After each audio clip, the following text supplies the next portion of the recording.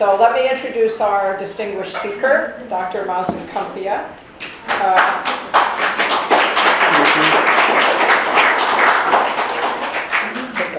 Dr. Qumsiyeh teaches and does research in the West Bank at the University of Bethlehem and Birzeit University. He's the author of several books, including Sharing the Land of Canaan, about the possibility of a single state, and Popular Resistance in Palestine. Dr. Qumsiyeh, in addition, is an on-the-ground activist. Dr. Qumsiyeh is also a biological scientist and was previously on the faculties of the University of Tennessee, Duke, and Yale University. He's published over 120 papers on topics ranging from zoology to genetics, and he is the founder of the Palestine Museum of Natural History and Institute for Biodiversity Research.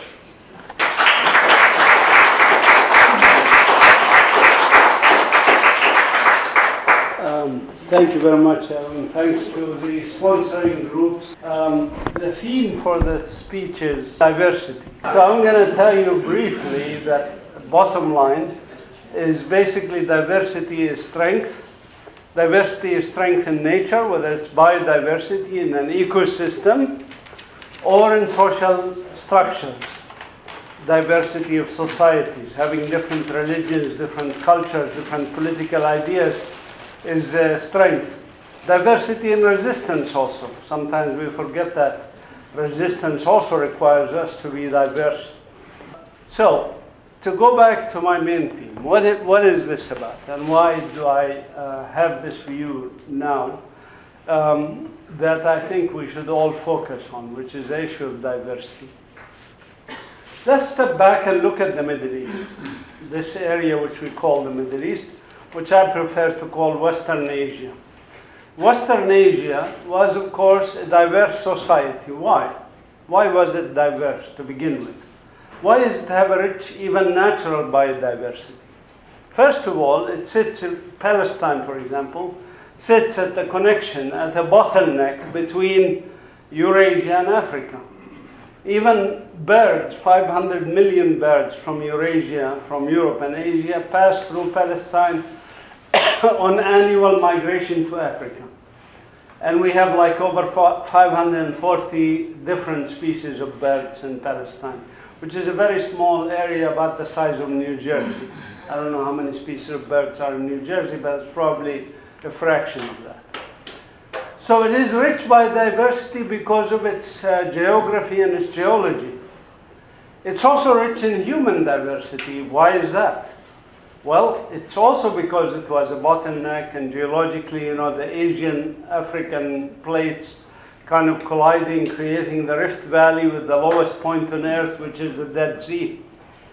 And along this Rift Valley, human migrations happened to the rest of the world, from East Africa. So all of you here are Palestinian. Why? Because you passed through Palestine. Your ancestors passed through Palestine at one point in history, and then spread to the rest of the world, okay? This is the reality, is that the human migrations happened through Palestine. Not only that, but because of the rich natural beauty of the country, the rich, soil, which is terra rosa, etc. This is part of what we call the Fertile Crescent. You heard of that. This is where humans first developed agriculture. Why? Because the land was very rich. There were wild things like wheat and barley and lentils and chickpeas, hummus. I'm sure you know hummus. Hummus was a wild plant that was domesticated in our part of the world, in the Fertile Crescent. And when people went from hunter-gatherer to agricultural communities, their population skyrocketed. And so they developed city-states. And they started being creative in art and music, creating art, music, language, writing, for example. The first alphabet is from our part of the world, which happens to be the alphabet you use, by the way. I don't know if you know this. The A comes from us, from Aleph, which is the bull with the two horns. The B comes from Beit, which is a house. It's a line with a half circle, put it on its side, you get the B. This is from us, from Aramaic, our ancestors, who developed these creative notions because they had time on their hand. When we were hunter-gatherers, we would spend a lot of time every day just to feed ourselves. When we had agriculture, we had time. Some people actually now say agriculture may have been a bad thing also because settled communities had this turf war about this is my territory, that's your territory, etc. And maybe that's what started conflicts. I won't talk about that too much. But anyways, that's what happened. And also when people have time, they start to think about concepts like the gods and the universe. And so the first religions, the first concepts of that happened also in this Fertile Crescent. And then we developed the ideas of monotheistic religions, Christianity, Islam, Judaism, etc. And that's what happened also there. People there were diverse in religions also. So when we talk about people migrating out of Africa, the most genetic diversity of human population is in Africa. I don't know also if you know that or not. If we look at alleles, as we call them in genetics, and look at variations, in East Africa we find very high variation between individuals. The more you go away from Africa, the less variation you have. So outside of Africa, the highest genetic diversity is found where? In Palestine. Because that was a corridor in which people spread. So by nature, they kept the diversity. When you reach Europe, when you reach Sweden, etc., you have less genetic diversity. So we have diverse genetics, we have diverse population, we have diverse religions, and we have diverse languages. The Proto-Aramaic language that I told you started with the A, B, C, D, Aleph, Beta, etc., evolved into the dialects which we know as Arabic, Hebrew, Syriac, Aramaic, modern Syriac, Aramaic, etc. This all originated there, but it also stayed there. So the diversity of languages was also there at the time. If you go back just 2,000 years ago, and if you read the Bible, for example, the New Testament, at the time of Jesus, what do you have there in Palestine? What do you have in Jerusalem? Jerusalem had Romans, of course, because they were occupying the country.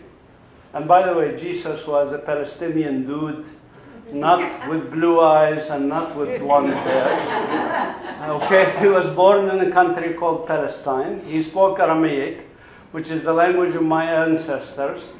And nearly half the words in Arabic that are spoken in the common Arabic dialect in Palestine are actually Aramaic. When, what's his name, had made the film about the Passion of Christ, Mel Gibson, I guess, had it in Aramaic, authentic by the way, and I could understand much of what was said because like Arabic. So, like our Arabic, not like the Arabic of Yemen or the Arabic of Egypt or the Arabic of Morocco. It was like the Arabic of Palestine, okay? So Jesus, who was a Palestinian, who was fighting the occupation, was the first martyr of resistance, if you want, in Palestine against a foreign occupation. What did he face when he went to Jerusalem? There were people who were Samaritans, Jebusites, Canaanitic Aramaic speaking from the north, from the Galilee, where his mother is from, Nazarene. There were Nabateans from the south who spoke closer to the Arabic of what's now Saudi Arabia. There were people who spoke Greek, of course, and Latin and so on. And there were people who are Ethiopian and people who are, all mixed, population mixed. And they spoke different languages and they practiced different religions, by the way. And he didn't come to say, all of you should be Christians or we cut your necks. No, he says, that's what I have. You take it, you leave it. It's up to you. There was a spirit of tolerance in the country. There is a spirit of coexistence. There is a spirit of diversity. Now, after this, we had some conflicts in the Middle East. Okay? But they were minuscule, by the way. Western Asia was relatively peaceful compared to our history here in America, or our history in Europe, or anywhere else in the world. Despite what you hear on CNN and Fox News and whatever, we have not been fighting each other for thousands of years. No, actually we've had relative peace. Most of the 12,000 years of civilization, if you want to use that term, even though I'm not sure we're civilized yet, but most of this 12,000 years of agricultural period in the Middle East, which is the longest in agriculture in the rest of the world, most of that was relatively peaceful. Some of you are looking at me, I can tell, like, what about, you're fighting, well, okay, we're fighting now. Before this conflict with the Zionists, what was the last conflict before it? Crusades. It was like 1199 or something. So what happened in the hundreds of years in between?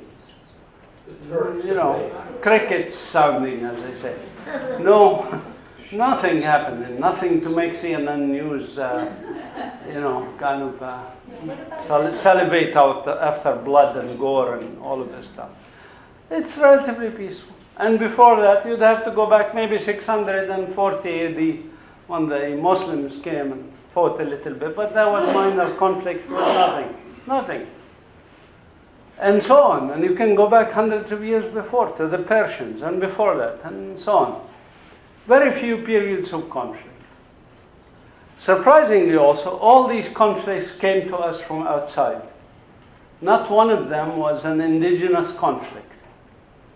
We haven't fought each other. Even though we're diverse, we had different religions, we had different cultures, different languages, we coexisted, we didn't have any problem. They came to us from outside for political ideas, for greed, for whatever you want to call it. We'll talk about the latest conflict also. The Crusaders, for example, why did they come to Palestine? Is it to liberate the holy sites? The Church of the Sepulchre under infidel rule? I'm sorry to disappoint you. The Church of the Sepulchre was under our Christian control. My family is Christian, by the way. Was under Christian control before the Crusaders and returned to our control after the Crusaders. Why? Because the Crusaders actually kicked us out. And they treated us just like they treated the Muslims and the Catholics, etc., because we resisted with our fellow people in the country. We resisted these foreign invasions.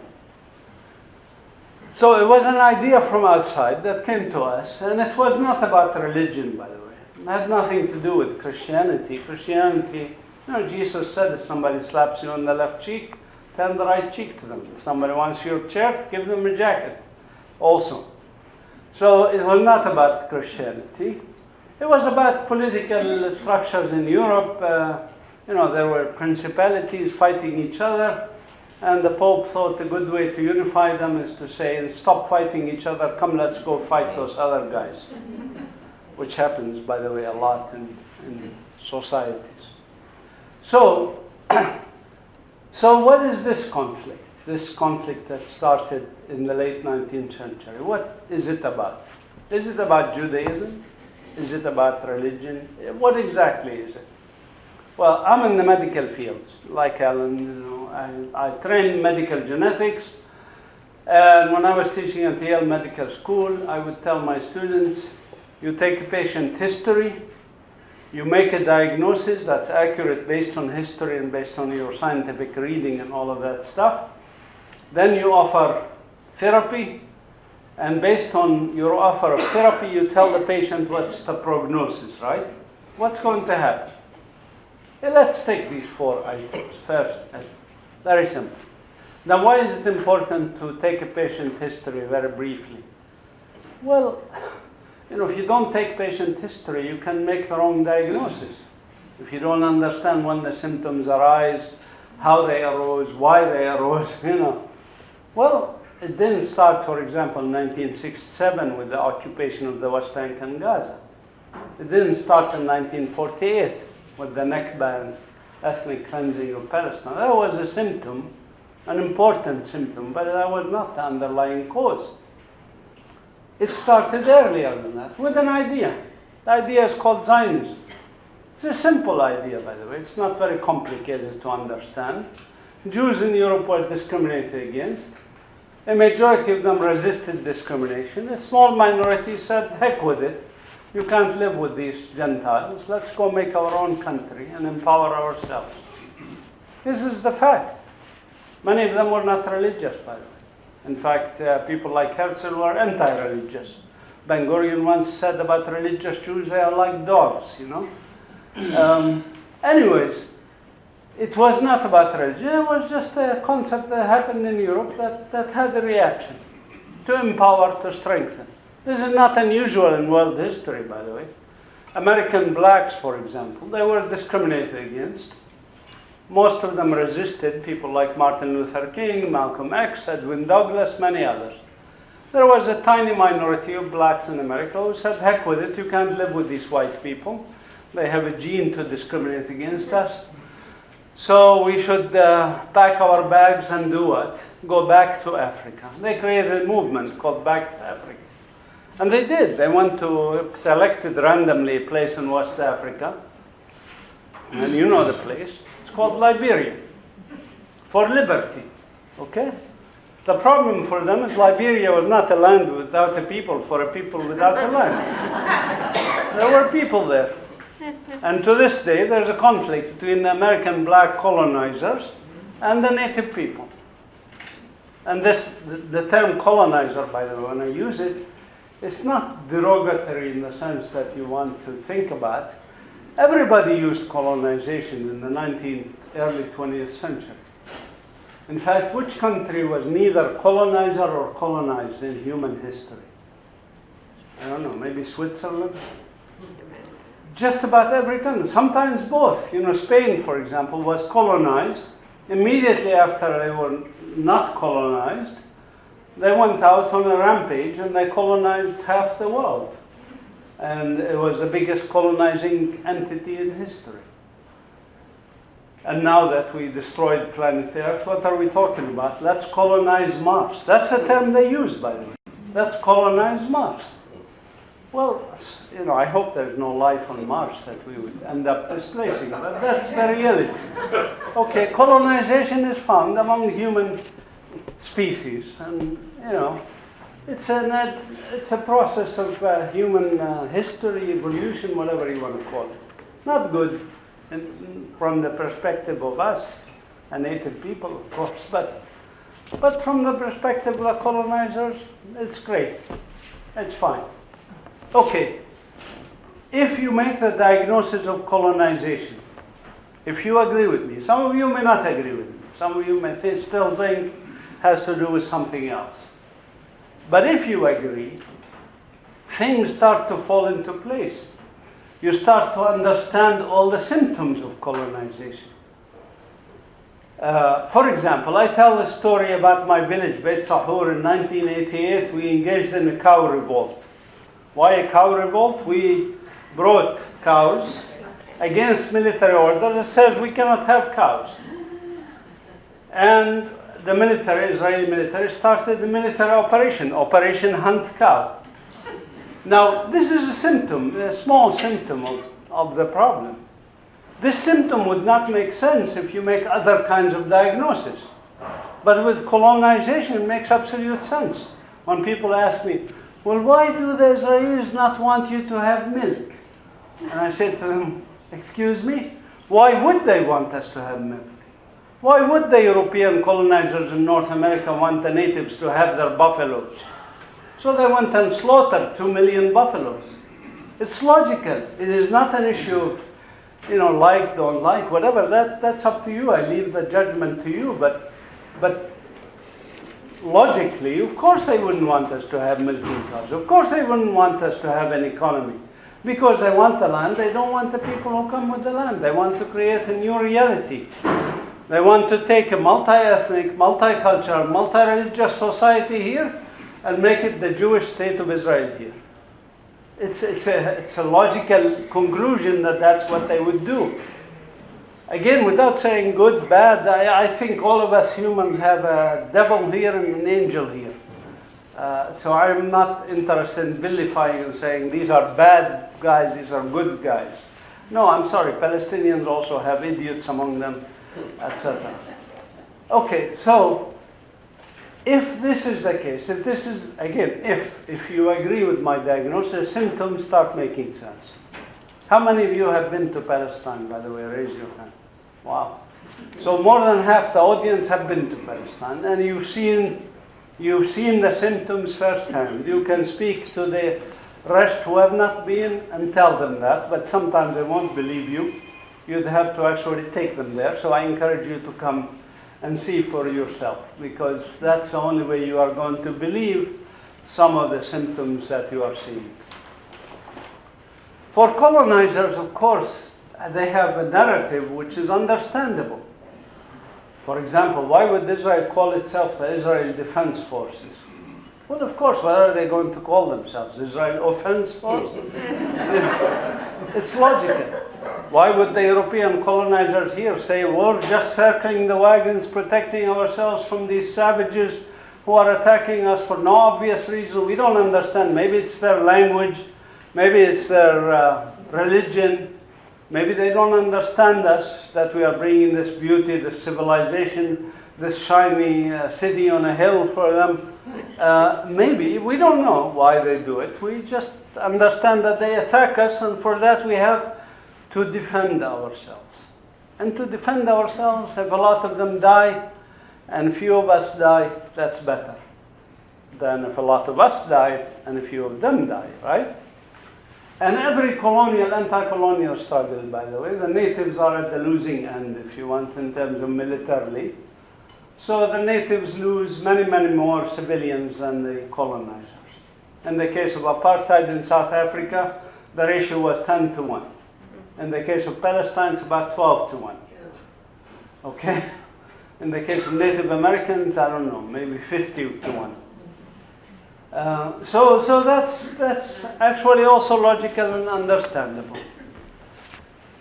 So you understand the symptoms based on taking that history, which I don't have time to go through the history. I'm happy to address any questions about the history if you have them. Which brings me to the issue I wanted to talk about, which is prognosis and therapy. What is the prognosis? Let's start with that, because it's very simple. With colonial, anti-colonial struggles, which are common, as I said, most countries have had it. South America, Central America, Europe, America. You guys are familiar with all the world history. There are only three possible outcomes or scenarios. There's a scenario of Algeria, where the colonizers pack their bags and go. I don't say go back to Europe, because in the case of Algeria, 1 million French, many of them have never seen Europe in their lives. They were 5-6 generations in Algeria. They even spoke French with a different accent than the normal French people. And they went at a very, very bloody cost. 1.5 million Algerian lives were lost. This is very rare, by the way. Doesn't happen a lot in human history that the natives succeed like this. If you want to call it success, I'm not sure I would call it success. When you lose 1.5 million people, that's not success. Okay, that's one possible scenario, rare as it may be. Second possible scenario is genocide. You kill off most of the native people. Happened in Australia, happened right here in America. And actually what happened in America with the shrinking land of the Native Americans gave my son, when he was 13 years old, the idea in 1998 to draw a shrinking map of Palestine, which many of you may have seen and have used. It was started by my son in 1998. But anyway, that was inspired by the Native Americans. But we're not Native Americans. We have not been killed in very large numbers. I think in total, between 1948 and today, there was about 110,000 Palestinians who were killed. Still a large number, but still not genocide like we're talking about North America and South America, where estimates are 150 million natives were lost. Many of them also by diseases that the Europeans brought that they were not resistant to. Okay, so that's another scenario. And in that scenario, it can lead to relative stability. Not perfect, nothing is perfect. After the illness of colonization, nobody recovers 100%. So the remaining people, whether the Aborigines in Australia or Native Americans here, they are integrated in the society, they move on. In Australia, they have a National Apology Day, by the way, where the descendants of the English settlers, they say to the descendants of the Aborigines, hey, we're sorry our ancestors butchered your ancestors. And they mean it, I think, and that's good. But even if the Australian government gives every one of these Aborigine people $1 million, the Australian budget would not flinch by 0.1% for 1 year only, because there are just so few of them left. That's scenario 2. Scenario 3 is the most common scenario, found in just about every country you can name on earth, starting with A, B, C, D. Every one of them. South America, for example, Central America, Caribbean islands, Cuba, Mexico, Canada, Southeast Asia, Philippines, Malaysia, Indonesia, Taiwan, all these countries. What happened in them? People are together, they live in one country. It's not scenario 1 or scenario 2. That's the most common scenario. So as a scientist, as a medical person also, I say based on probability alone, the most likely scenario for us in Palestine is scenario 3, because that's the most common scenario out there. Doesn't mean 1 and 2 are out of the question 100%. Nothing is absolute, but it's very unlikely. There's no fourth scenario. I'm sorry to disappoint those of you who have come here to support the two-state solution. Let's leave the questions till the end, if you don't mind. So, there's no, for example, two-state resolution to a colonial anti-colonial struggle for many, many reasons, which I talk about in my book, Sharing the Land of Canaan. I can give you 100 reasons, but let me just give you 2 simple reasons. One is the colonizers, if they want to keep the colonizing idea, they cannot give sovereignty to the native on any part of the land. It's very simple and logical. Again, not an issue of like or don't like, whatever, logical. If you are a colonizer and you want to settle the land, if you recognize the rights of the native people on one part of the land, then you have forfeited all the ideology. For example, in the Oslo Accords, when the Palestinians and Israelis were negotiating on issues of water, the Palestinians came to the Israelis and said, we want to discuss our rights to water. And the Israeli negotiators, all of them lawyers, said, wait a minute, first let's talk about language. Because we can talk about your needs of water, but we can never, ever talk about your rights to water. And that's logical. If they recognize our rights to one spring of water, what's the difference between that and recognizing our rights to the other springs of water? If they recognize our rights to live in Ramallah, what is the difference between our rights to live in Ramallah and our rights to live in Haifa and Jaffa and all the other places that were taken from us? It wouldn't make sense. That's an important psychological thing to determine. The other thing I do want to mention about the two-state solution, ahead of the questions about it, is do you know who came up with the idea of a two-state solution to the Israeli-Palestinian question? You'd be surprised. It was Ben Gurion in the 1920s. He publicly said we should support dividing the land between us and what he called the Arabs. Okay? In his diaries, in his letters to his son, and in communicating with the leadership of the Yishuv then, he explained why he did that and why we needed to do that. He said, look at North America, look at the US. They didn't start controlling the whole country. They said, let's make treaties with the natives. And then they spread, and they broke the treaties. And we can do the same thing. With or without agreement, we'll spread to the rest of the country. But we need to consolidate we need to build, we need to strengthen, and after that we take the rest of the country. It's no problem. This is the argument he presented. And I can send you the quotes if you want from his diaries or from his letter to his son or any of these other things. It's a brilliant strategy, by the way. He said it's important also for public relations because the world will think that we want peace. And that's important. The other reason to realize why colonial societies don't work with the natives within them, within their communities, is because they are usually what we call frontier societies. Hence, when the US started, they went to the West Coast, right? From the East Coast to the West Coast. They didn't just increase the number settling here and there in the middle. No, they settled the West Coast first. Because then the rest can be filled in later, right? Which makes sense also logically from a colonial perspective. So today, for example, Israel has 750,000 Jewish settlers in the West Bank. There's actually more Jewish settlers in the West Bank. The West Bank and Gaza, by the way, are 22% of historic Palestine. In the West Bank, there are more Jewish colonial settlers per square kilometer than there are inside the Green Line. I don't know if you know this fact. Also, if you support two-state solution, you have to tell me what to do with the more Jews living in the West Bank per square kilometer than live inside so-called Israel within the Green Line.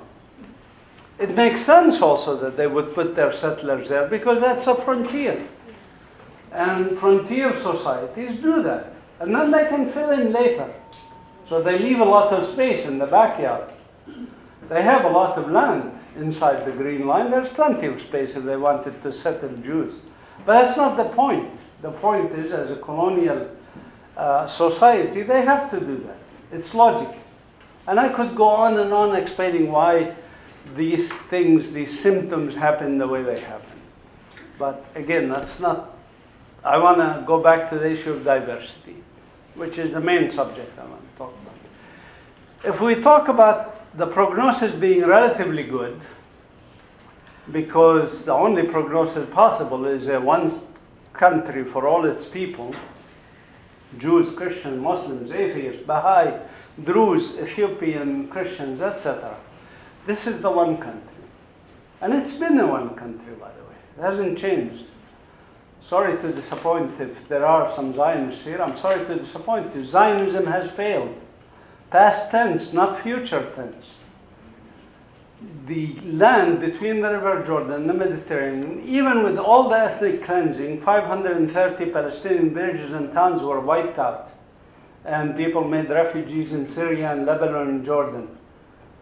But unfortunately for Israel, 43% of the Palestinian refugees still live inside the country, in the West Bank and the Gaza Strip, and also in East Jerusalem in a refugee camp called Chakfal. They live in the country. So between the River Jordan and the Mediterranean, there are now about 12.5 million people. More than 52% of them are non-Jews, and 48% are Jewish. Among the 48% who are Jewish, or nominally Jewish if you want, because there's also like Russians who are building churches now who obviously came for economic reasons, etc., but they are counted as Jews. Among those, I would estimate that a third of them don't give a damn whether it's called Israel or Palestine or it's a Jewish state or not, and they just want to live their lives. They're either post-Zionist or anti-Zionist. A third of this minority, that's 48%, that's supposedly Jewish Israelis. That means the vast majority of the people between the River Jordan and the Mediterranean reject the notion of a Jewish state. Now, why do they reject it? This is an important thing to also discuss. We reject it because historically, Palestine, as I told you, was multi-ethnic, multicultural, multi-religious, multilingual even. And we lived together, we had no problems. My grandfather's best friend in school was Jewish. Until when? Until the British appointed Herbert Samuel, who's the first Jewish Zionist ruler in Palestine, who segregated public schools in 1921. Public schools, I don't care about private schools, you can have Jewish schools, Catholic schools, whatever. But public schools, they were segregated in 1921 by a British Zionist by the name of Herbert Samuel, who said Jewish schools should be alone, run by the Jewish agency, the Zionist education if you want, and non-Jewish school as he called it. He didn't care what we put in this non-Jewish category if you want. Christians, Armenians, Muslims, whatever. This is something that we rejected. My grandfather actually quit his job with the British government when this order came about. But anyways, we reject the notion of monolithic society. And it's natural to reject that, because that monolithic society are unnatural. In nature, when you go out in the woods here, how do you judge a system to be ecologically stable, successful, whatever? When you see many species, right? Many kinds of birds, or many kinds of mammals, many kinds of plants. That's a nature that's strong, that's an ecosystem that's strong. Doesn't mean there's no conflicts between the animals and, you'll see them eating each other sometimes. But it's relatively stable, okay?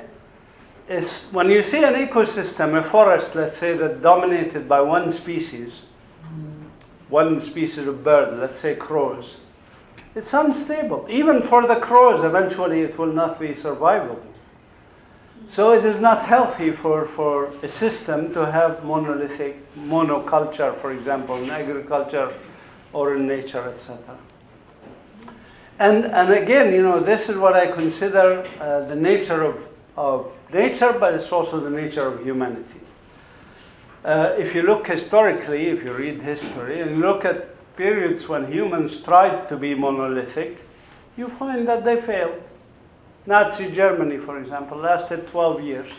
They tried to be all German, Aryan, white, Christian, whatever. South Africa under apartheid tried to be all white. Here in the Jim Crow South tried to be all white this, white that. They failed, and eventually diversity comes back. And I challenge anybody to prove me wrong on this point. Japan. So Japan is different because it's an island, and because and actually Japan is mixed. I visited Japan. There is actually a mixed society. There's even Japanese language, for example, is actually a mix of Chinese. My wife is Chinese, and Japanese. And there's also indigenous people of Japan who still think that they are discriminated against and so on. But it's also an island, so it's been relatively isolated. But in any point, my thought about this process, and maybe I'm wrong, I don't know, but my thought is that societies that try to do that fail for a good reason. The reason is that diversity builds strength. As an evolutionary biologist, I tell you that when you have diversity, you have different ideas, concepts, you have stimulation, you have challenge, you have mutations if you want, you have strength of the society. Agriculture, for example, the reason that we who practice permaculture and ecological agriculture and things like that don't like modern day agriculture is because it destroys the earth. It's monoculture, and it uses a lot of insecticides and pesticides to maintain an artificial system that's not meant to be. Not meant to be. And eventually it degrades the soil, it degrades the water, it degrades everything. So it eventually has to end, and it will end. So, now, we also talk about diversity and resistance. So, my family is Palestinian Christians, for example. And I was arrested more than 15 times. And it's okay. For me it's a duty, and I'm usually released very quickly, as was told here, for other reasons which I can discuss later. But But when I was arrested with people who happened to be Jewish, Muslim, Christian, atheist, internationals, women, men. You know, this is diversity in the resistance, which is healthy, okay? Now, when we see rallies by the Zionists, by the way, what do we see? Uniformity.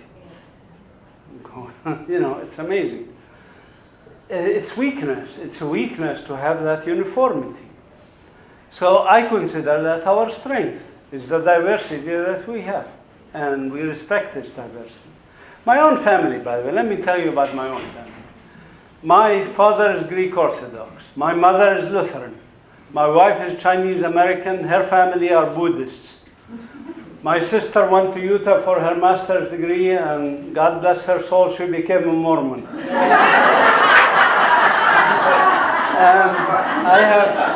I have cousins who converted to Islam, and other cousins who converted to Catholicism. God bless all their souls. Okay, what's wrong with that? My son was born in Lubbock, Texas. Okay, he's a redneck if you want. And he's dated a Jewish girl, so maybe I'll have Jewish grandchildren at some point. Who knows? It's wonderful. It's beautiful.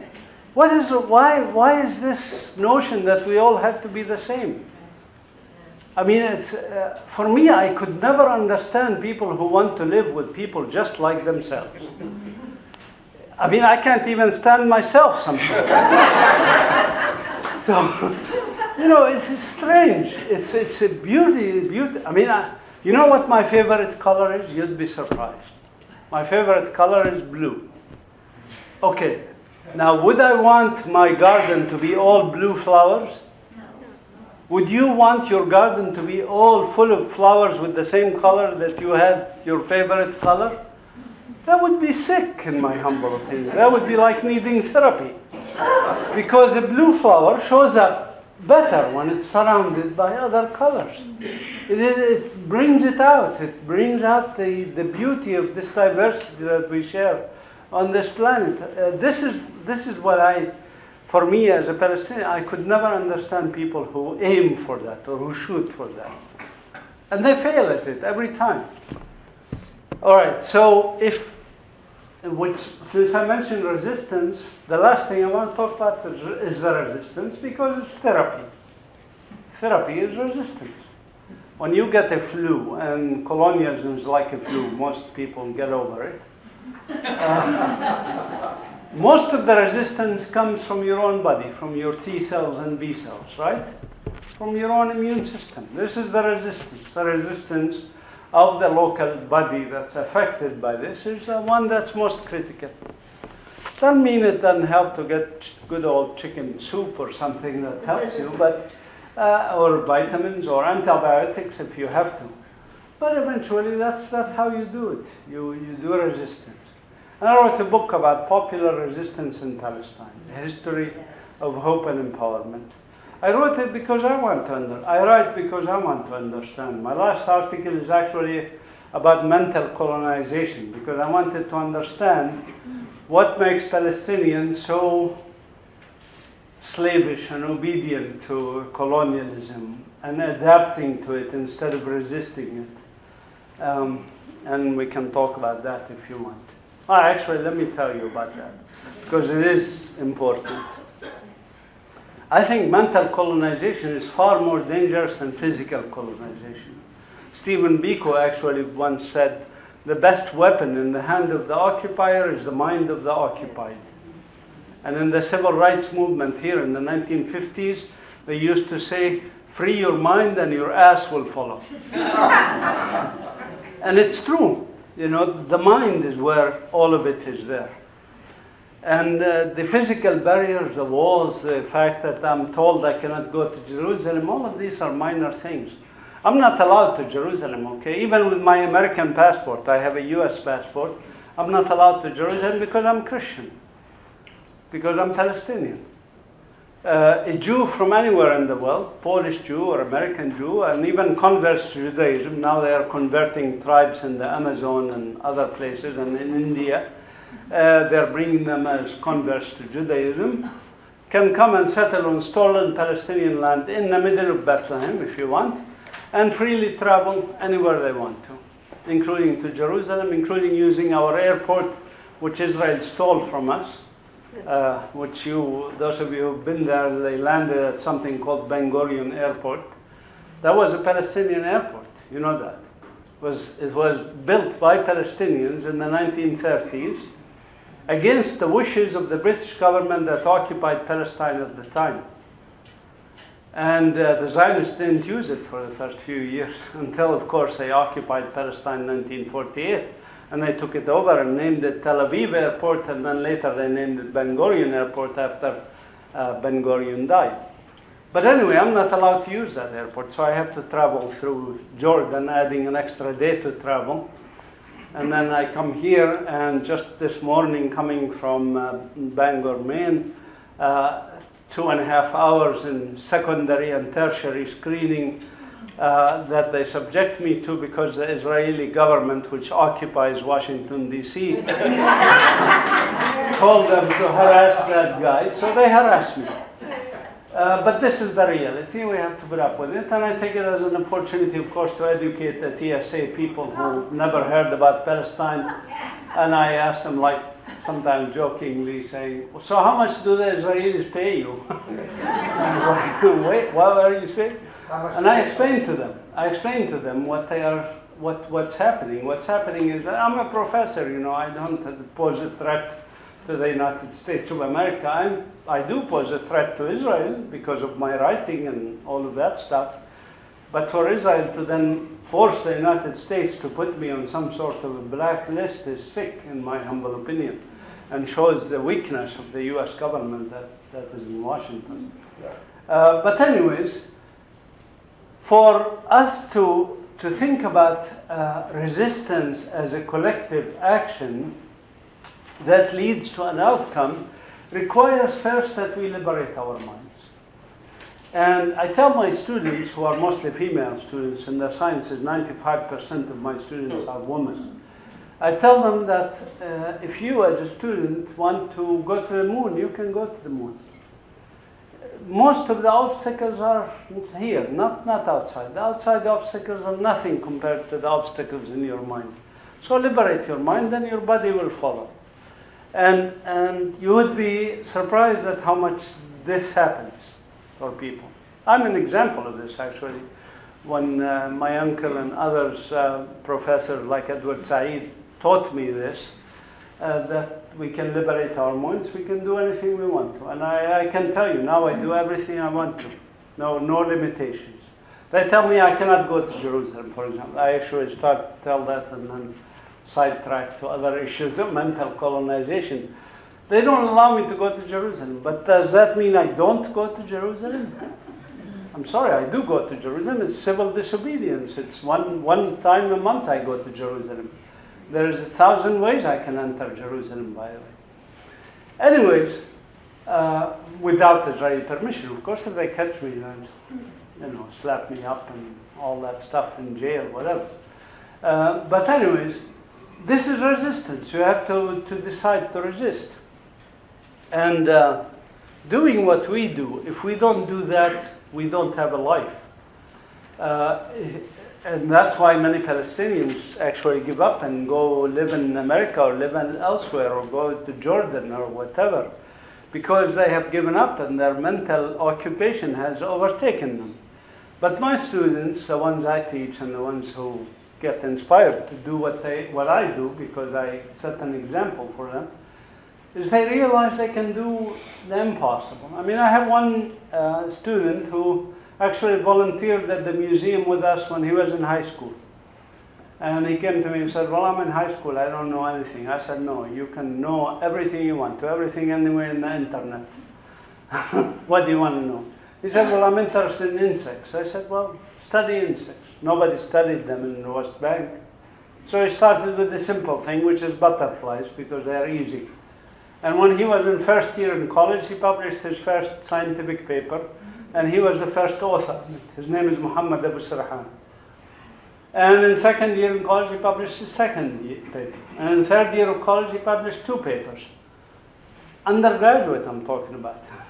And now he's in Italy, by the way. He's going to do his master's degree in Italy after finishing the bachelor very early. So you see, and he comes from a Bedouin community with, a difficult life. It's not easy, They even demolish their homes every once in a while. So I tell them that you can do whatever you want to if you choose to liberate your mind. Now, resistance also is just like diversity in my garden. Resistance is also beautiful when it's mixed. When we have internationals come and join us. At the museum, we have a Museum of Natural History that I welcome international volunteers. I actually have a lot of requests, and sometimes we cannot accommodate them because I provide them with room and board. And so I have an apartment next door with 2 bedrooms, and I have in my own house 2 bedrooms. So total I can accommodate 8 internationals at any given time. And it's always full, almost always full. Internationals come, they join us, and this is a form of resistance. A museum is a form of resistance. Let me explain why, and why I started this museum. This museum came to me not, dozens of years ago, and I'm old, It actually came to me as an idea 4 years ago.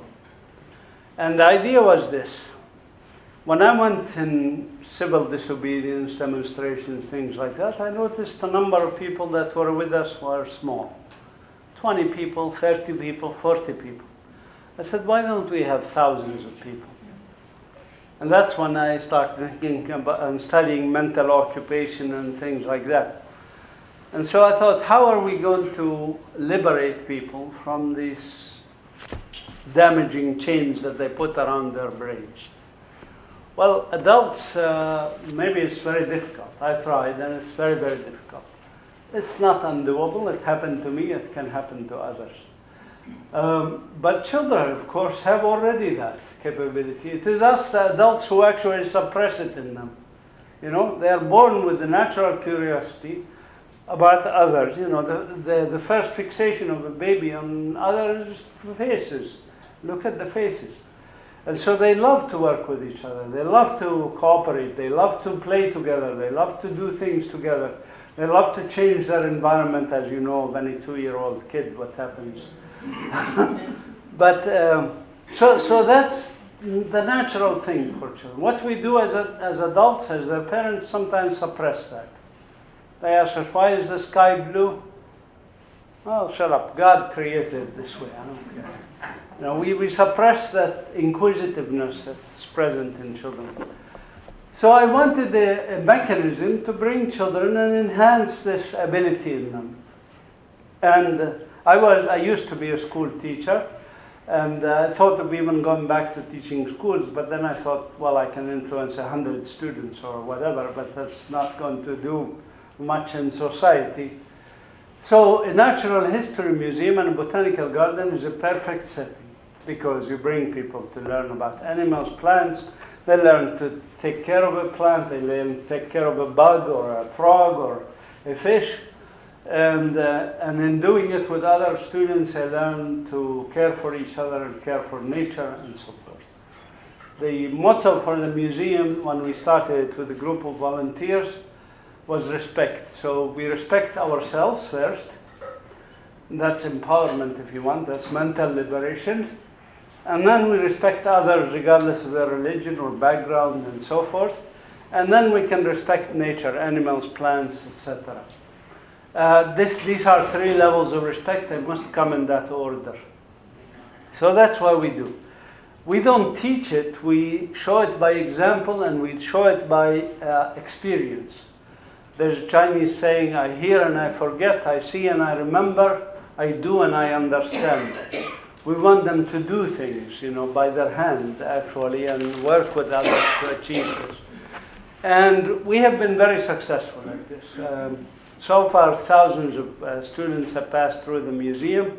Officially, publicly, we opened last April 2017. And just in this past year, we had over 3,500 students who came not to see stuffed animals or whatever. That's not the point.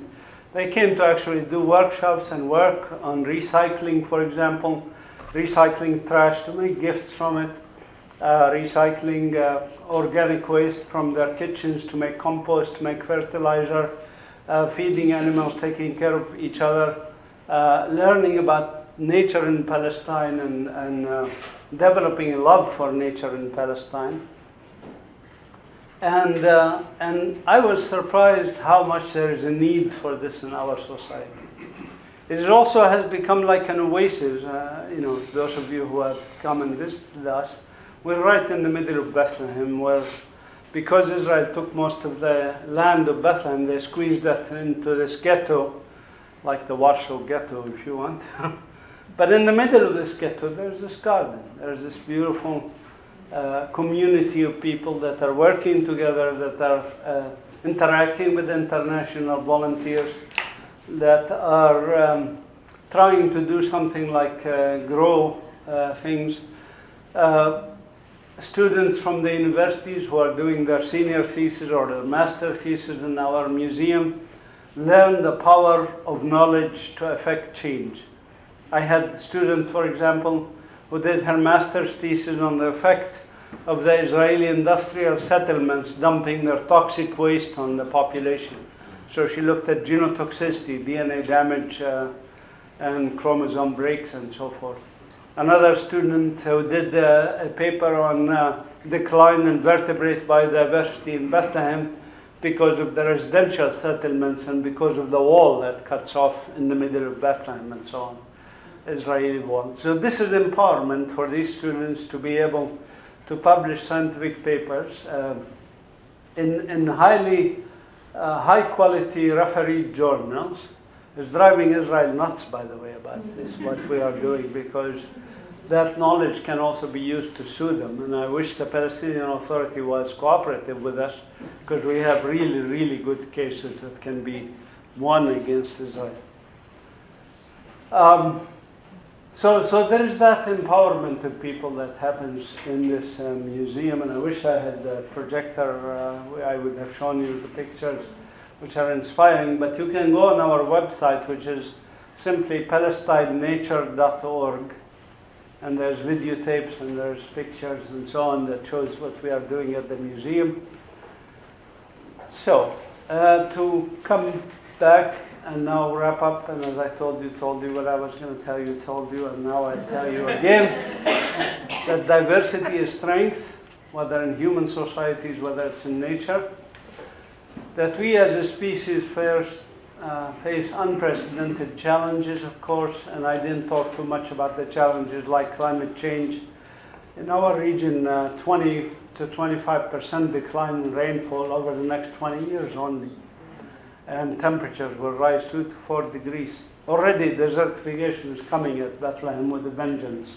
We planted 166 trees just a few weeks ago along the edge of the desert to try and stem its movement towards Bethlehem. So we have unprecedented challenges, but we also have unprecedented opportunities. And in Chinese, by the way, the character for challenge and opportunity is the same. So it is these opportunities that we try to build on and to do the ripple effect in our society. And I tell you, I have never held a position in my life more than 5 or 6 years, ever. I like to change. I like to always grow to different things. And when I started this museum with my wife in 2014, it was the best decision I made in my life. I invested $250,000 of our money, my wife and I, $250,000 we gave them to Bethlehem University to start this museum. And it was the best investment I ever made in my life. It was just to see the change that happens in my students at the university and the students that come to the museum and to the garden is remarkable. When we brought 12 people from Gaza and we showed them how to build aquaponic systems in Bethlehem, it took us forever to get the permits for them to get out of Gaza into Bethlehem. to train them in building aquaponic system. And when they send me a picture, literally I cry when I see the picture of a Gazan guy growing fish and vegetables in limited space with limited water. 97% of the water in Gaza is undrinkable. So we can do small things, but with you all, if you join in such a venture, we can do a lot more. And many of you are doing great work. I mean, I continue to be inspired by what groups like Jewish Voice for Peace and others are doing in the communities, and the lobbying and the media work and everything. And I was doing some of this work when I was in the US. But the decision for me to leave the cushy life in the US when I was making a 6-figure income, I was professor at Yale and Duke, and go to a 0-figure income, by the way. I'm now a full-time volunteer, 7 days a week in this museum. It was the best decision, as I said, I made in my life. But even this, I am sure in a couple of years you will not see me at the museum. It will be a functioning structure. Maybe I'll go set up another museum in the north or something, or do something else, because as I've told you, I'm used to moving every 6 years to something else. But it then would be sustainable because you have these young people, like the young man I told you about, Mohammed Abu Sarhan, who's doing his master now in Italy, would be back and can take over. And there are many people there now who started out, many of them as volunteers, state volunteers. I now have 3 employees. First 2 years after 2014, I had 0 employees. Now I have 3 employees. And at the end of this year, I'll have 10 employees, because I started getting grants, like this National Geographic grant. I think I should stop now, because I'm sure you have a lot of questions. And again, sorry that I didn't show you the PowerPoint, but hopefully this was something that you could use, and I'm happy to answer any questions.